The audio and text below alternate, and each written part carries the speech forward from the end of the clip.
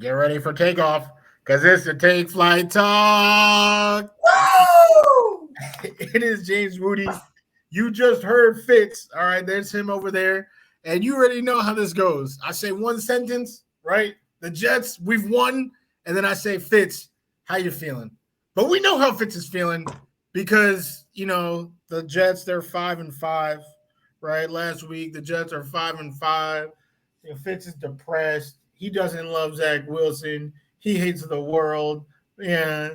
Oh, they're 5-5. That sucks. That sucks, Fitz. That sucks, Fitz. Maybe you should pick up a phone, pick up a tablet, pick up anything, and read the Woody 3 so that you can be educated on how this season is going. The New York Jets are playoff bound. There is absolutely no doubt about it.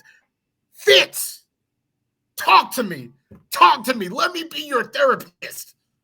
So, first of all, I deserve being dunked on. I did predict that the Jets would lose this game, but so did you, Woody. You are not the therapist I need. You said we were going to lose as well. And before this game started, for all those who follow Take Flight Talk on Instagram, at take_flight_talk on Instagram, I was actually the one that predicted a 21-17 victory if there are no picks on by Zach Wilson. So I was 1 point off from getting the score perfectly correct. But as I promised on my Instagram Live, and as I promised, I didn't necessarily say this in the podcast earlier this week, but I am going to eat my boot.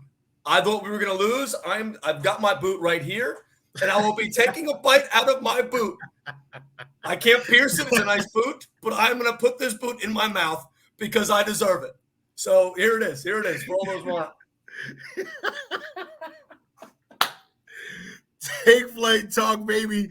Ladies and gentlemen.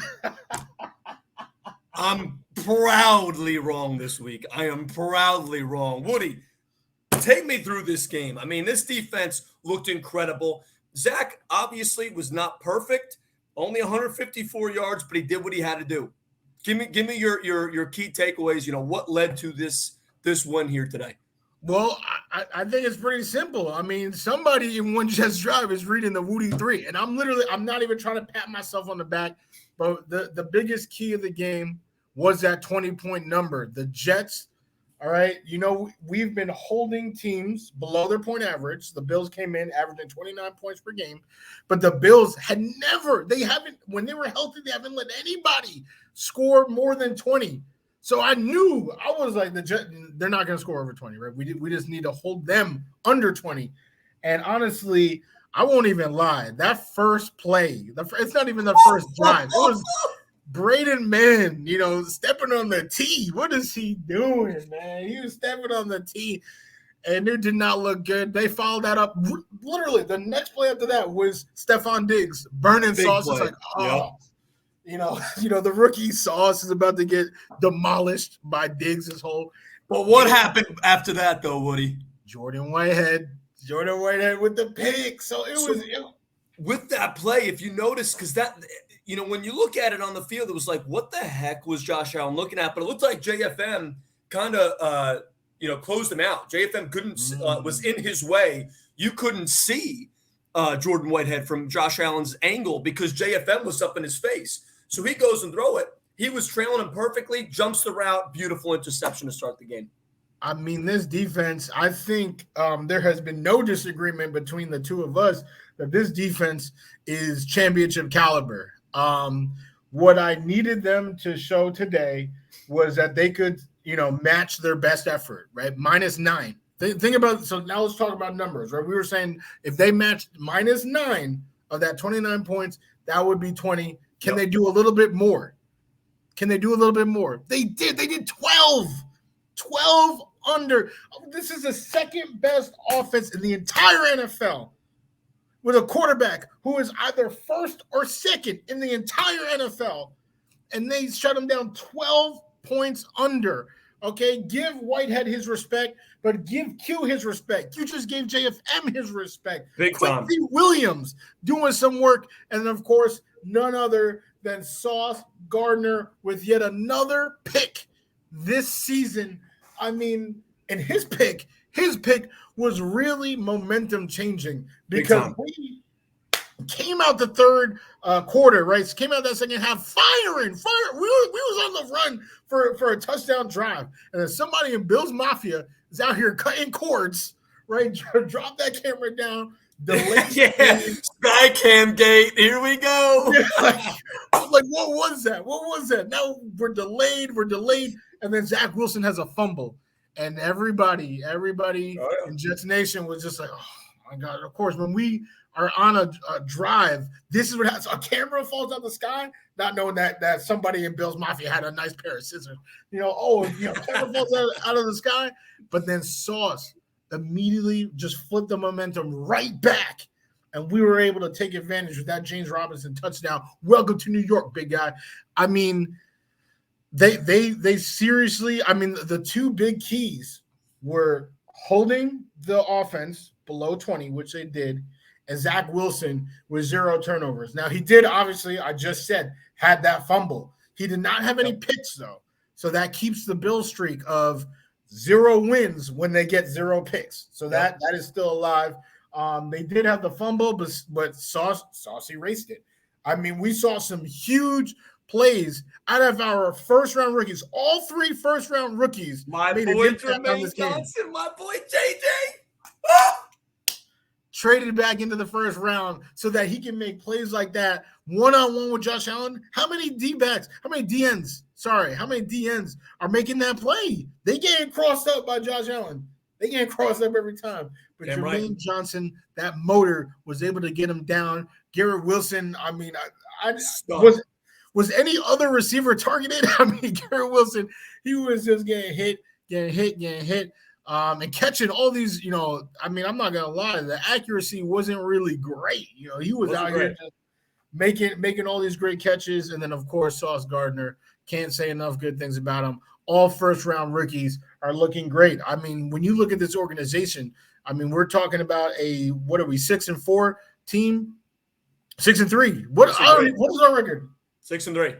6-3. Gosh, see, I'm still thinking about you 5-5. I was ready to get that tattoo. Okay, you know what? You can keep on clowning my predictions all you want. You had us losing this game too, so I don't want to hear it. All right, but I had us winning the next one. And I think we're going to win that next one.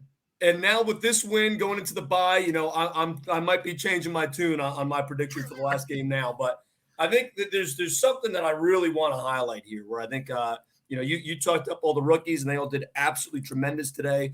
There's one guy that we cannot go without hyping up. Of course, it was great seeing James Robinson get his first touchdown in New York. Oh. Michael Carter, wow. He averaged 6.3 yards per attempt. This is the guy, we got the guy that we always talk about on this podcast, which Breece Hall is the lightning. The guy's got so much speed, man. That guy was so good when we had that 1-2 punch, but something that both of us have been hyping up about Michael Carter since last season is just how slippery he is. The yards after first contact, the guy keeps moving. The feet are just constantly going forward. And for him to go and be averaging 6.3 yards per attempt, he got his touchdown. I mean, this guy was game-changing today. And if we did not have him, I would not be as confident with this game as I was. I mean, this guy's talent is just unreal. And that last drive that we had going down the field to go and get that field goal, I think all of us probably wanted a touchdown. Josh Allen with 2 minutes, you don't want to deal with that, right? Definitely. But we trusted our defense. I think ultimately we felt okay. Michael Carter and James Robinson just pushing the ball down the field at end of that game. I mean, we didn't have a single pass attempt until we were in the red zone. And we started with the ball on our own 5-yard line. I mean, that was just something really special to see with our run game, to step up. They knew it was coming. The defense knew it was coming too. That's the funniest thing. They knew we wanted to run the clock down. Bills were we ran out all of Bills' timeouts, and they still could not stop the run despite the acknowledgement of the run coming. So could not be happier about how this whole team played today.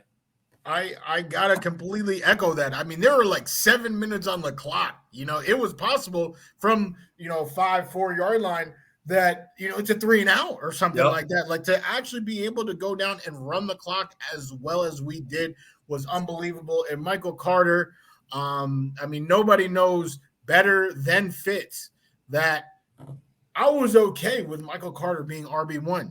Breece Hall, I've already said it here. We made it a post on IG, right? That, Breece Hall, like, why are we getting a running back? We have MC. So that shows you the faith that I have. But to have Robinson in there as well, now we have a different 1-2 punch.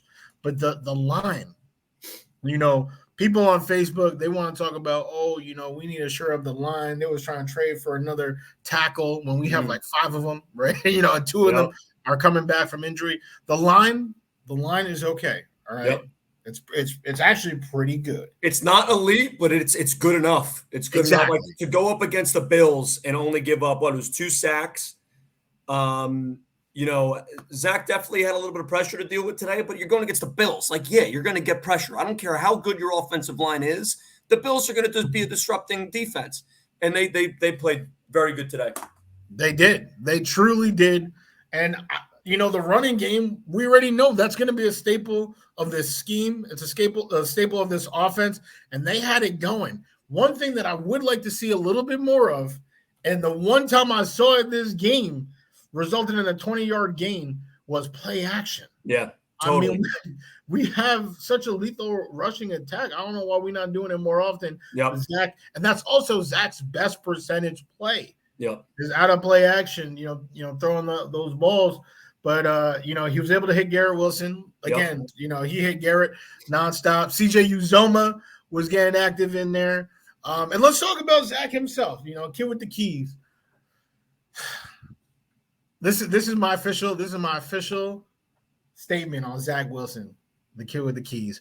I personally do not think he will ever be Aaron Rodgers, Patrick Mahomes. I don't think he will ever be an NFL MVP. And you can say, 18 games between the last 2 years and all these different things. Peyton Manning threw 27 picks, and ignore the fact that he also broke the rookie touchdown record that same year. You can say all these different things, but just the simple fact is, this deep into his career, people who blossom into Patrick Mahomes and Aaron Rodgers don't look how they look 2 years into their career. That's just as simple as it is. But with LaFleur's play calling, with this roster that we've built around him, that's only going to get better because they're young and, we have the chemistry, we have the guys. I don't think Zach Wilson's an NFL MVP, but he could be a Super Bowl MVP. I think that's possible. I think he is not too bad that we cannot win with him. We just need him to get his head on straight. And today, he was inaccurate, but there weren't too many bad decisions, right? How many bad reads did he have? Or how many off-balance throws did he have? Not too many. Like, there might have not even been a bad decision, like the whole game. But, he was inaccurate. Yeah, I agree with that. The only problems that he had really today was maybe timing on when he throws the ball, as well as the accuracy. That ball that he threw straight down the middle to Garrett Wilson, that was a little bit behind him. It was a big play, but that ball was and Garrett had to kind of catch it backwards a little bit. And if he was to hit him in stride, who knows, if that could have impacted the yak a little bit. But either way, I think that's actually a pretty good take that you had on Zach. I still, like I've said since day one, I've been criticizing him a lot the past few weeks based off of his play now. And this is kind of the thing where I've been making comparisons with him and Geno. Is it a timing thing? Cam, because I think if you give Zach Wilson 8 years in the NFL, I think he's going to be leaps and bounds ahead of where Geno Smith is right now, because I think he's got more raw talent. He's got a stronger arm. He's better on the run, Mobley. If we were to go and give Zach 8 years, I think he'd be a stud, but we don't have that time. So the big question that still remains with Zach is, how long is it going to take for him to have his breakout breakout season? Preferably season is really what the questions are here. And I still think that there is high potential for him, but it's really just a matter of when. And we saw him, like you said, he made good decisions today for the most part. And we had fear about him going to this game. And this is hopefully going to be, by the end of the season, hopefully we're going and having our last podcast of the year in February after we win the Super Bowl. And we're going to be going and doing our recap, Woody. And we're going to be like, listen, that Week 9 game against the Bills was the game changer. That was the turning, of the tide on Zach. He took that game. He ran with it. He grew from it. He took the bye to take some time, study some tape, make the right adjustments, beat the Patriots, and rolled on to finish the season strong. Hopefully that is what we're going to be looking back on after our Super Bowl win this year in February when we do our season recap. But I can't be happier right now. Can't be happier. That's what Josh Allen said. He was talking about his sophomore year and how he threw 3 picks against the Pats. Yep. And that's when it kind of clicked. After that Pats game, Josh Allen had 5 picks. 5 picks to just 1 touchdown. Yep. From that game, because that was only week 2 of that season. From that game on, he only had 4 picks. Yep. The rest of the season to 19 touchdowns. And then, of course, he's a runner, so he's getting, a whole bunch of rushing touchdowns as well. So with Zach, I mean, this is a great response to say, hey, I threw these 3 picks, and then now this second game. And it's not like, I mean, to be honest with you, the rushing attack really didn't come alive until the second half. That first half, and I mean, maybe that shows because, we weren't scoring like that. But, that first half, we were kind of relying on Zach to make good throws, good reads. And, so the first play of the game, bomb to Denzel Mims. I love seeing that. When was the last time we saw him throw the ball that far? Yeah, right. Has that happened this season? That was probably the furthest pass attempt that we had for the season. It's up there at least. It's definitely up there. It is definitely up there. So it's a good read. He almost had that too. He did. I mean, all good though. All good. But that's what I'm saying. I felt like Zach the whole time was making good decisions. Now, you got to get the physical of just the, accuracy down. But I mean, if that's clicked for him, the decision-making part has clicked, then that's arguably the most important part. Because another thing that I saw that I did not see any other game this year, actually, I'll say, but I saw it this game, was the scramble for first down. It is such a valuable valuable weapon. Sorry. And, Josh does it all the time. I mean, I could go down the list. Literally, it's so popular. It's so common. I mean, Daniel Jones be running for 100 yards sometimes, running for these first downs. There are almost 20 QBs in the league that do it. And Zach is mobile. Zach is a better athlete than Daniel Jones. But he wasn't running ever. It would be 3rd and 3. Everybody's locked up, and he's trying to make a play with his feet, scrambling, doing that classic spin move. He had the father-daughter dance. I don't know, and just either throwing it out of bounds, throwing an interception, or getting sacked. But now, 2 different times when we needed it, that first scramble was 3rd and 9, I believe. Yep. And he was able to get that yardage. If he can do that consistently, then we're going to be a problem. We're really going to be a problem because now if you're accounting for that and his speed, his quickness, I mean, then the throws, the lanes are just going to open up. Yeah, you're absolutely right. And, I just want to go and say this here too. So this is actually a really big week. Where after probably the last couple of weeks, we knew this was going to happen. But now it's actually finally happened. As many of our fans know here, Matt likes to do a little bit of gambling. Fitz likes to gamble here. It's been a tough season with the picks this season. It's been tough. I haven't even given any picks for the last few weeks. I'll address it. It's been a tough year. I didn't want to lose our loyal fans any money.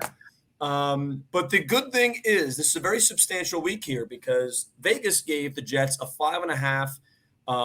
That was the line, 5.5 for total wins for the season for the New York Jets. For all those, including myself, that took that bet for us to get at least 6 wins. It's hit. That money should be in your account this evening. Live it up. I mean, that's just great. I mean, for us to do, I think all of us, after Zach came back and we started getting a couple wins going, I think we all knew it was going to happen. But it was kind of a matter of what week is going to happen, right? It's going to be before the bye, after the bye. So for us to go and hit the over on our total wins for the season before the bye week, is something special. So everybody enjoy that money in your pocket. If you were smart enough to look at Vegas's insulting line and say, frig off, we're slamming the overs here, baby. Enjoy that money that's it's going to be in your accounts here this evening. I think we all saw the potential, right? And it was just a matter of, can we reach it? And there's still just too much. There's too much. Let me actually, this is a PSA right now. I'm about to make a public service announcement because I'm tired. The same old Jets, they're just like my grandmothers, both of them. They are dead. Okay, the same old Jets. Jeez. They do not exist. Okay, this is the different new Jets. I do not need to hear your tears. Okay, I only have 2 shoulders. All right, stop with all the tears. With this person's hurt, we've lost this game by 5 points. The season's over. I don't want to hear anything. I mean, throughout the game, Fitz and I are in a group chat. Every single bad thing that happened. CJ Mosley, oh, he's out for the season. DJ Reed, oh, he's out for 7 seasons. Like, just all this. Stop it. Stop it. It is the different new Jets. Not only are we a better roster, but we have depth. Yep. We have 4 offensive tackles that got hurt, and yet our boys, Michael Carter and James Robinson, are doing work. Michael Carter averaged 6.3 yards per carry, and we don't even have our top 3 linemen. What do you – please, I know you've been hurt. You've been in an abusive relationship. I know what it's like because I've been in this relationship, okay? But you must forgive, all right? You cannot walk forward if you keep holding the burden of the past. Let go and just walk forward, because Robert Saleh and these different new Jets are headed to heights that you may have never seen before. Okay. Woody, that was poetic, and I couldn't possibly agree with you more. You know, this whole same old Jets crap, it is done. It is done, and I don't want to hear it anymore. You know, look, there are some arguments to make. I mean, there was some like how that game started. You know, like that's like nearly. I was like, same old Jets, man. Like, but you know, it's a matter of, because that's the thing, man. You know, as fans, you know, especially this last decade, this has been a tough decade. I feel like I aged 40 years in the last decade, but you know, we're accustomed. Our norm has been not only failure, but ugly demise in the failure, and it's been like really sad and scary to watch. But what you'll notice is go and watch some other teams play. Other teams, other elite great teams will make these silly mistakes too. That's okay. It's how they bounce back. It's how they answer to these problems. These new Jets we're going to have some of those. We're going to have some bad kicks. We're going to go and have, you know, some big plays being given up. That's going to happen. You know, you're not perfect out there. The best team in the NFL today, the Super Bowl favorites, just got beaten by a quarterback in his second year that most people are writing off going into this game. You know, that Josh Allen had a half the QB rating than Zach Wilson did today. Who in a million years would have guessed that outcome today? Nobody would have. So for you to go and look at this team, the same old Jets is done. We will make some mistakes. It is not going to be perfect. It does not need to be perfect. What needs to be good is the execution and the response to adversity. And we pulled that together today so freaking well. I mean, just a perfect team win. You know, we're naming all these guys that perform. It's the same old characters, really, for the most part. But we had some people that go down with injuries, and they came back. You know, everybody was freaking out. Oh, no, CJ Mosley, DJ Reed. We had Quinton Williams get hurt on the sideline there. Every single one of our injuries came back into that game, and they were really largely for the reason why we won. And this was just I was shaking. I was shaking in that last couple of drives on both sides going down the field. And I mean, this was just something special today. And I'm very – I think Jets fans should have a whole boost of confidence here. And you could go and figure out what that looks like relative to confidence in Zach. You know, he played against a great team. He was not perfect, but his completion percentage went way up compared to his season, average. You know, he was looking a little bit better. Definitely had some accuracy issues, but he looked a lot more confident against the best defense in the league than he has in previous weeks. And hopefully he's going to ride this confidence, not allow it to become an ego problem. You know, no Baker crap, but make this good performance against a great team. Roll into the bye week, settle in, get comfortable, continue to grow with your players, and come into Gillette Stadium in 2 weeks and beat the crap out of those Sons of Guns. Like, that's what we got to see here. They are going to do it. I'm very confident in that. I knew it, right? That's why, we were having our disagreements on via text. The fans don't see it, but I know AT&T, Verizon, they seen it on our bills, going through just talking about these games. But I think, like you said, a confidence boost. You said a confidence boost for the Jets fans. That's true. It's a confidence boost for the Jets players. I mean, no right question. Now, these boys got to feel untouchable, especially I'm going to re-highlight the same three people I highlighted before. These rookies, Sauce, Garrett Wilson, and Jermaine Johnson. I mean, because I feel like for too long, it's been a culture shock being a Jets rookie, coming from somewhere of prestige, right? You're really good, right? So you're a top 10 pick, but then you come to the Jets and you lose and you lose and you lose until it's just beat out of you. It's just like, your will to win just almost changes you. It forces you to act in ways that you wouldn't act before. You do things that you regret, which I guess I'm describing Jamal Adams, but that's where you end up, just irrelevant, like Jamal Adams. He's not even playing. The Seahawks are doing their thing, but he's not involved. Jamal Adams, that name sounds familiar. I believe, was that an old wooden ship used during the Civil War era? Is that right? Jamal Adams. It rings a bell. It was a significant historical event or person, right? Was he a general in the Civil War? I forget what that guy. It's so familiar. Yeah, I think it was a ship from the south, but they traded it to the north. I don't know, but that was right. That's what it was. But here they are, these rookies right here, right? They were trying to establish a culture. I know Sauce called up everybody, when they got drafted and say, hey, we're going to change this for real. And you see it, Michael Clemens, I'm going to give him his due too, because he made some big plays as well. He was the last of the boys drafted, right? He's the runt of the litter that don't look like no runt. But he's the scariest of all. So it's just, kudos when you just look up and down, Joe Douglas. What negative thing can you say about Joe Douglas?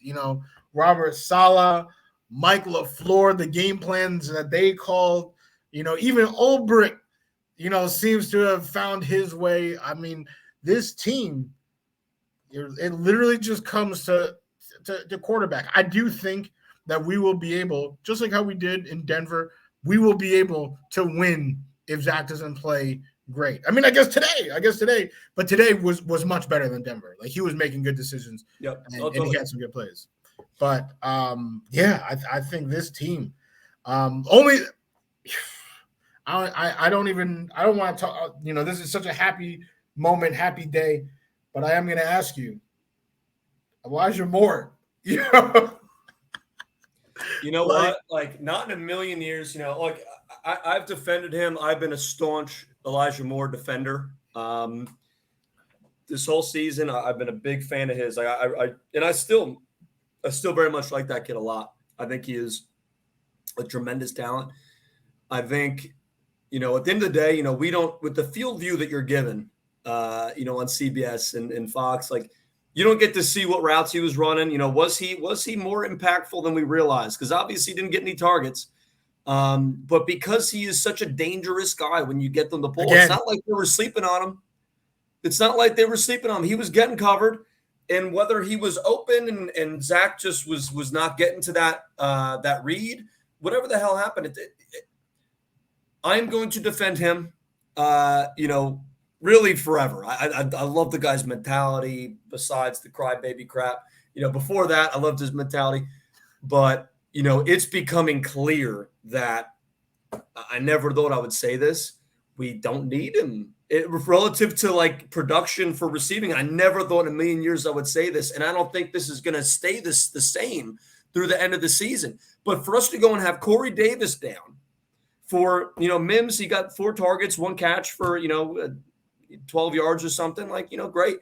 Nobody else really did anything besides Garrett Wilson. He is a one-man show. And that just shows, how good Joe Douglas is at analyzing talent. Garrett Wilson was a guy that, he was he was expected to be top 3, wide receiver. There's 3 names that they kind of had up there as top guys. And, for him to come out here his rookie year and be the guy, like right out the gate. I mean, he is the guy, for us to go and have Breece Hall, like before he went down, Breece Hall and Garrett Wilson has been our offense, with a couple asterisks with a couple different weeks where Corey Davis got a little bit more than him. It's crazy. And Elijah Moore, I would love to see us find ways to get him more involved. The season's still young. We're just getting into, our week 10 bye week. Hopefully, the drama behind the scenes is going to be mended, and we're going to go and find a way to get him more involved. But if we do or we don't, this is where Mims, his mentality has been a lot better in the locker room where, despite him asking for a trade earlier this season, he said, we're winning. I'm happy. I got nothing to say. And I love that mentality about him where he understands he's in a role where, we're going to use him when we do or when we need him. We need him to step up. He's not a top 4 receiver, not a top 3 receiver on the team at the least. Probably debatably 4 between him and Berrios, but he had the right mentality. Hopefully Elijah Moore looks at it the same way, and hopefully this team finds ways to get him more involved because I would love to see it. It's so crazy. We literally have an embarrassment of riches, right? Yeah, right. The first time like ever.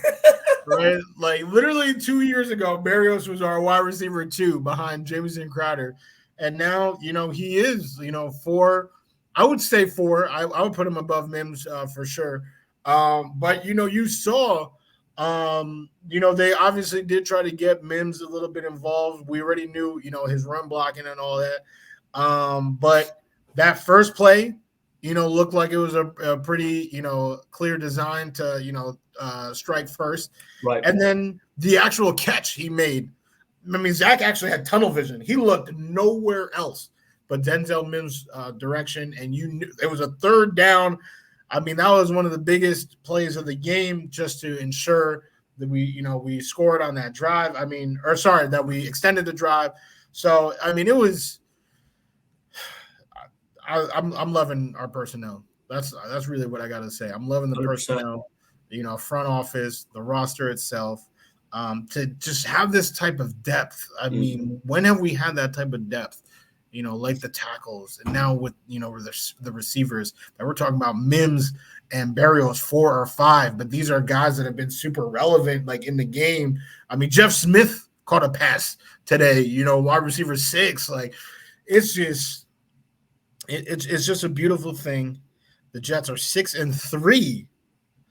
And now that's better. That's better than the Bengals were going into their bye. They had the same exact bye, right? That's the thing. I know you hate when I compare us to other teams, but we're a league. We're a league of 32 teams.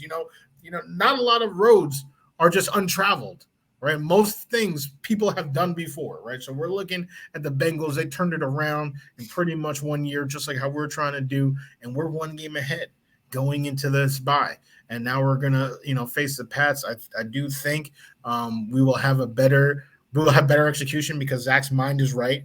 He had admitted he was trying to do things he shouldn't have been doing. Now, if it has indeed clicked, he'll be looking good. So, I mean, at this point, I'd be shocked if we are not on the wild card at least. At least, and I think that's a good place to close this up here. I mean, look. Jets Nation, our loyal Take Flight Talk fans here. First of all, thank you all so much. We've been finding a pretty strong growth spurt here in the past couple of weeks, and we're very grateful for all of you guys commenting, engaging, sharing our posts. We're having fun here. I mean, it's not even work. Me and Woody talk about this all the time where you guys are so fun to engage with. And we have so much fun doing this. And for us to go and start this season for the most positive year that we've had in the last decade, the timing could not be better. So if you guys want to thank Take Flight Talk for taking flight this season, starting this year for our success, there's at least a correlation, maybe causation, who knows. But it's been very fun. We're very grateful to have all you guys here. And we've discussed doing things in the season as well. But we will be here for the bye week. We'll be talking about some Jet stuff in the bye week. So don't worry, don't sleep on us. Scheduling might be a little bit off. We're going to talk about that, but we will be having content for sure in the bye week. So stay tuned for that. Woody, last word to you, buddy. It's a great time to be a Jet fan, and it's a great time to engage with Take Flight Talk. Like Fitz just said, we love you. We love talking to you. So make sure to follow. Make sure to comment on YouTube. We're seeing some comments there. Comment on IG. We're seeing some comments there. All right. We just appreciate all the love. We appreciate all the camaraderie because in the end, we're all just Jets fans just trying to enjoy our team. So Jet up, Jets. Jets. Woo!